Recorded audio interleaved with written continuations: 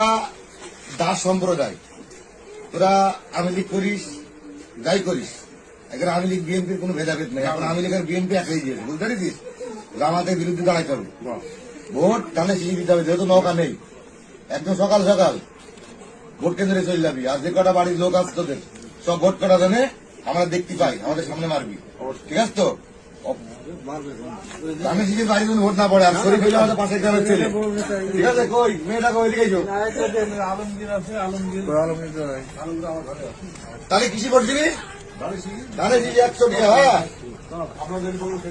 একদম আমরা গ্রামে বসবাস করবো, সবাই মিলেমিশে করবো। এখান দেবো আলমগীর নাও। এই ধরো, শোনো বৌদি, গ্রামের ছেলে, তোমাদের আপাত বিপাদ সুখ দুঃখে তোমাদের পাশে আমরা আসি, ছিলাম, থাকবো ইনশাল্লাহ। চলো, এখন তোরা হিন্দু সম্প্রদায় ভোট দিতিস নৌকায়, এখন নৌকা আওয়ামী লীগ সব মিলিয়ে মিশে একাকার হয়ে গিয়েছে।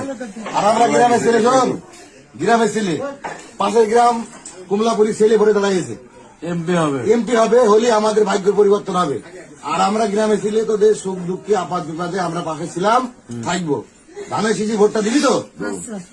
সকাল সকাল চলে যাবার, তোদের বাড়ি যে কটা আছে বুঝি ভোট নিয়ে নিবি। আর তোদের যা সমস্যা